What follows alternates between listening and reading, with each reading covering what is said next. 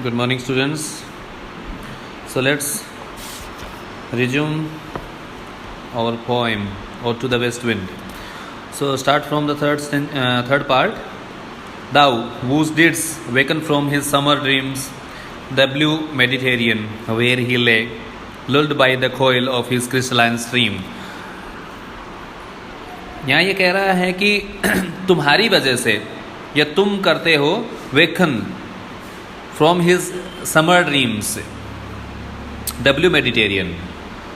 ये नीला भूमध्य सागर है, वो सो रहा है अपने ख्वाबों में।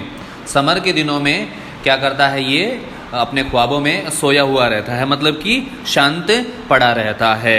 Where he lay lulled by the coil of his crystalline stream, और वो वहाँ पड़ा रहता है। लल्ड का मतलब होता है निष्क्रिय, मतलब कि जिसमें किसी तरह की कोई एक्टिविटी नहीं होती है, कोई मतलब निश्चलता की बात है यहाँ की। वो निश्चल पड़ा रहता है। In his crystalline streams, sorry जी भटक गई, ठीक है। तो ये क्या है, अपने क्रिस्टलाइन स्ट्रीम, मतलब कि एकदम से क्रिस्टलाइन का मतलब ये हो गया कि समुद्र में किसी तरह की कोई आवाज़ नहीं है, किसी तरह की कोई हवा नहीं बह रही है, किसी तरह का कोई उछाल नहीं है, किसी तरह की कोई लहर नहीं है। क्रिस्टलाइन का मतलब तो एकदम से ट्रांसपेरेंट, ठीक है। उसमें वो पड़ा रहता है, समुद्र चुपचाप सोया हुआ रहता है।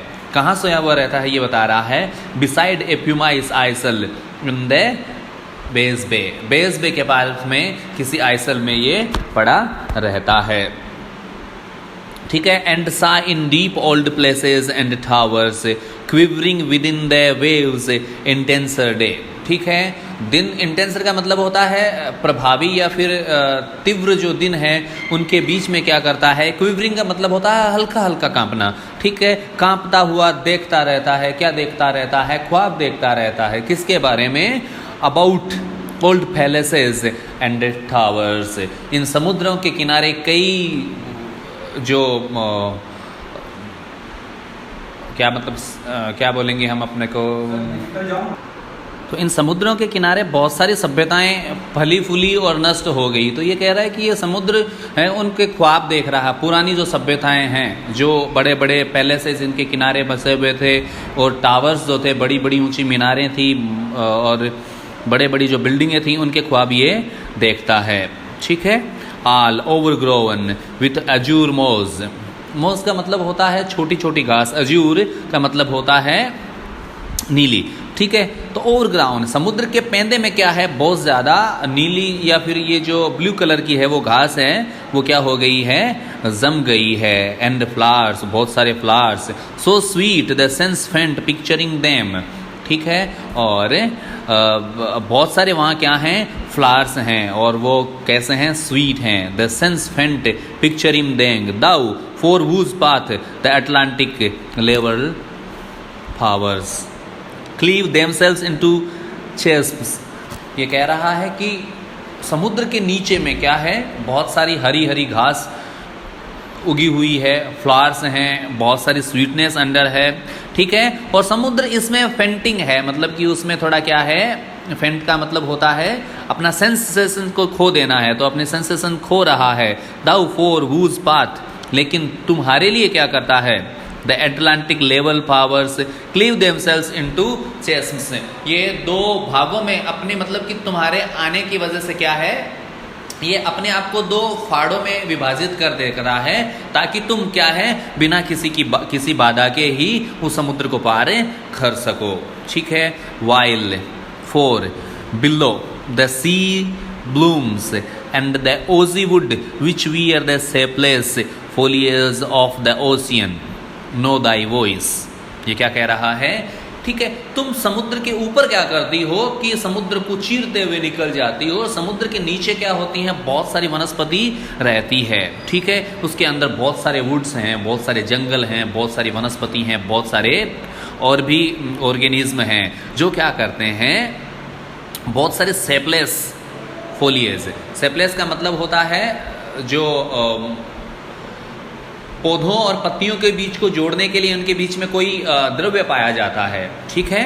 फोलियस ऑफ द ओशियन नो, वो सब जानते हैं दाई वॉइस, तुम्हारी आवाज़ को जानते हैं। मतलब कि नीचे पूरे साल भर क्या है, समुद्र की गहराई में क्या है, ये फल पौधे क्या हुए हैं, फले हुए हैं, फूले हुए हैं और बढ़ रहे हैं। लेकिन दे नो दाई वॉइस, लेकिन वो तुम्हारी आवाज़ जानते हो। जब तुम समुद्र के ऊपर से गुजरती हो and suddenly grow grey with fear, and जब तुम ऊपर से गुजरती हो तो ये डर से क्या हो जाते हैं, ग्रे हो जाते हैं, डर से ये सक पका जाते हैं, इनके चेहरे का रंग अलग हो जाता है एंड दे बिकम ग्रे, और ये क्या बन जाते हैं, ग्रे कलर के हो जाते हैं। विथ फियर क्या है, डर के मारे क्या हो जाते हैं, ये ग्रे कलर के हो जाते हैं। एंड ट्रेम्बल, और कांपने लग जाते हैं। एंड डिस्पॉइल देमसेल्व्स, और अपने आप को कपाते हुए क्या कर देते हैं, अपनी जो पत्तियां होती हैं उनको नीचे की तरफ गिरा देते हैं।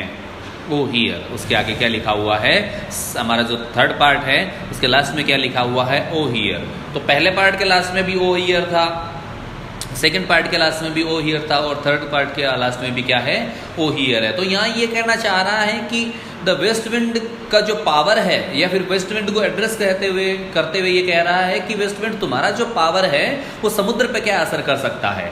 तुम समुद्र के ऊपर से गुजरती हो तो समुद्र को क्या कर देती हो, खलबली मचा देती हो। समुद्र जो कि सुनसान पड़ा होता है, एकदम से सपाट पड़ा है, वहाँ किसी तरह की कोई लहरें नहीं हैं, लेकिन जब तुम आती हो तो समुद्र में क्या हो जाती है, खलबली मच जाती हैं, लहरें आनी शुरू हो जाती हैं। और तुम्हारे आने की वजह से समुद्र के अंदर जो वनस्पति है उनके जो पत्ते हैं वो साल भर से अब क्या हो गए हैं, सेपलेस में, मतलब जो सेपल्स है वो खराब हो गया है, या फिर अब उनके पतझड़ का टाइम आ गया है। तो तुम्हारी उपस्थिति से क्या होता है, ये पतझड़ भी समुद्र के अंदर भी आ जाती है। तो समुद्र के अंदर भी पतझड़ आ जाती है, जमीन के ऊपर आ जाती है। फर्स्ट पैराग्राफ में हमने देखा कि ये जो पतझड़ है वो क्या आ जाती है, जमीन पर आ जाती है। ये क्या करती है, बीजों को जमीन के अंदर दबा भी देती है, ठीक है। ये जब फिर से बहती है और जब बरसात आती है तो वही बीज बनकर क्या, मतलब कलियां बनकर क्या करते हैं, खिल जाते हैं और वातावरण को महका देते हैं। तो ये कह रहा है कि तुम एक तरफ डिस्ट्रॉयर भी हो, तुम एक तरफ क्या करती हो, विनाश करती हो। पत्तियां जो कि टूट गई हैं उनको तुम जमीन में दफना देती हो, और उन्हीं बीजों को तुम क्या करती हो, उगाने के लिए जमीन में दफना देती हो। तुम क्या हो, प्रिजर्वर भी हो, और तुम समुद्र में क्या करती हो, ये काम कर सकती हो। तुम इतनी पावरफुल हो, तुम मेरी बात सुनो, ठीक है। शायद आने वाले स्टेंजाज में ये वाली बात नहीं करेगा, क्योंकि उसने तीनों जगह अपनी कैपेसिटी बता दी है कि तुम्हारी जो उपस्थिति है वो आसमान में कैसी है, तुम्हारी उपस्थिति समुद्र में कैसी है, और तुम्हारी उपस्थिति जमीन पर कैसी है। तो तुम इतनी पावरफुल हो, तुम क्या करो, मेरी बात को सुनो, okay.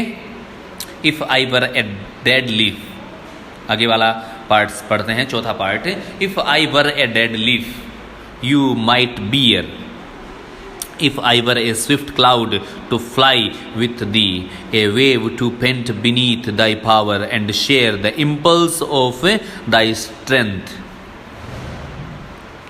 If I were a dead leaf, यदि मैं पहले पार्ट में जो बात करी गई है डेड लीफ, यदि मैं डेड लीफ होता, मैं कोई सूखी पत्ती होता, और माइटेस्ट दाउ माइटेस्ट बियर, माइटेस्ट बियर का मतलब होता है तुम ओ शक्तिशाली। If I were A Swift cloud, और मैं कोई आसमान में बहता हुआ बादल होता, टू फ्लाई विथ दी, तुम्हारे साथ उड़ता, और wave to pant beneath thy power, और यदि मैं क्या होता, एक वेव होता, कोई लहर होता, तो मैं तुम्हारे साथ, पेंट का मतलब होता है हाँफना, तो मैं तुम्हारे साथ हाँफता, मतलब मैं दौड़ता, बीनीथ दाई पावर, तुम्हारे पावर के अंडर में, तुम्हारा पावर ऊपर से गुजरता और मैं तुम्हारे नीचे समुद्र की लहरें बन के दौड़ रहा होता। And share the impulse of thy strength, और मैं तुम्हारा जो पावर है उसमें हिस्सेदारी निभाता।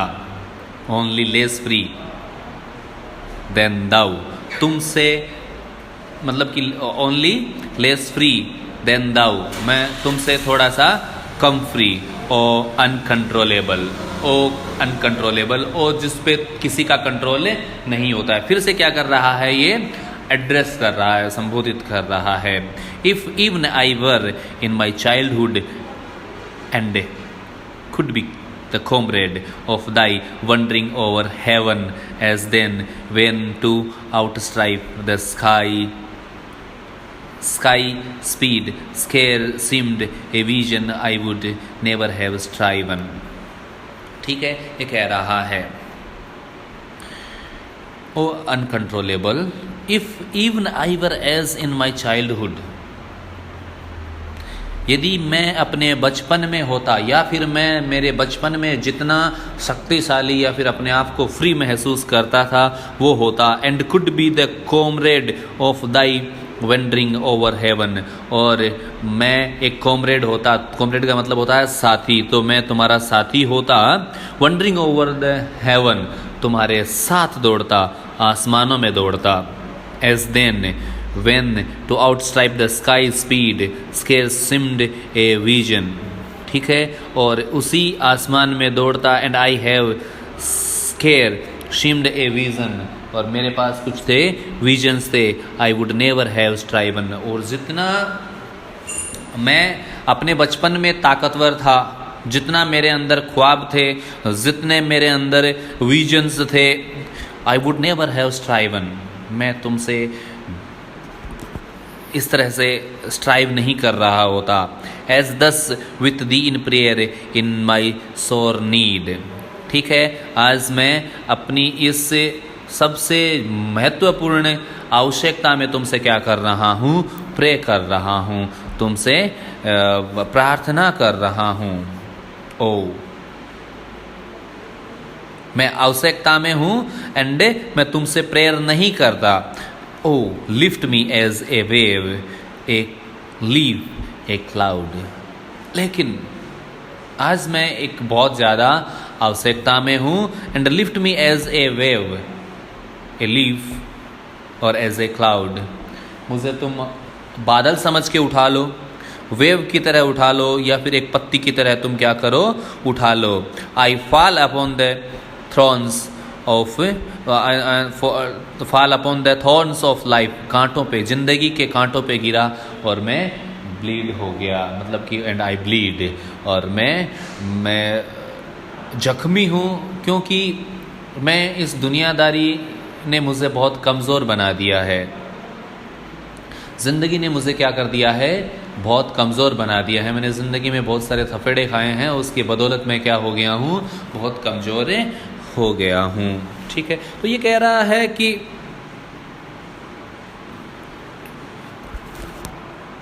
तो यहाँ ये कह रहा है कि मैं तुम्हारी तरह ही पावरफुल था, और मैं अपने बचपन की बातें करूँ तो मैं आपकी तरह ही था, मतलब मैं वेस्ट विंड की ही तरह ही था, बहुत ज़्यादा उत्तेजना थी मेरे में, बहुत ज़्यादा मेरे अच्छे ख्वाब थे, बहुत ज़्यादा मेरे अच्छे विचार थे, जोश था, और क्या था, दुनिया को बदलने की क्षमता मेरे में थी, लेकिन ज़िंदगी ने मुझे कमज़ोर बना दिया है, और मैं अब ज़िंदगी में बहुत कमज़ोर हो गया हूँ, मैं ज़िंदगी ने मुझे घायल कर दिया है, एंड आई एम ब्लीडिंग, और मैं ब्लीडिंग कर रहा हूँ।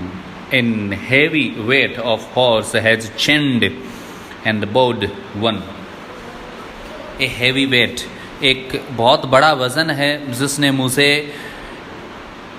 जंजीरों में बांध लिया है, and bowed one, bowed one, one किसके लिए, यहाँ पोइट के लिए है, एक ऐसे इंसान को बांध दिया है, बोड झुका दिया है, चैनों में बांध लिया, झुका दिया है, टू लाइक दी,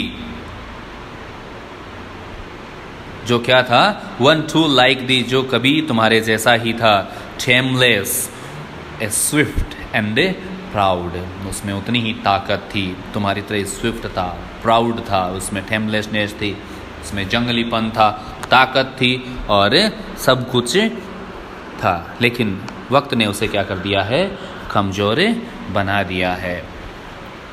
तो इन लाइंस में ये कह रहा है कि तुम मुझे ताकत दो, तुम मेरी ताकत बनो, ताकि मैं क्या कर सकूं, दुनिया से लड़ सकूं, और मैं जो जैसे परिवर्तन चाहता हूं दुनिया में, वो सारे परिवर्तन में लेके आ सकूं। ये सारी चीज़ें बातें ये चौथे स्टेंजा तक करी हैं। पांचवें में क्या बात करते हैं वो हम देखेंगे। चलो बाय अभी तक के लिए।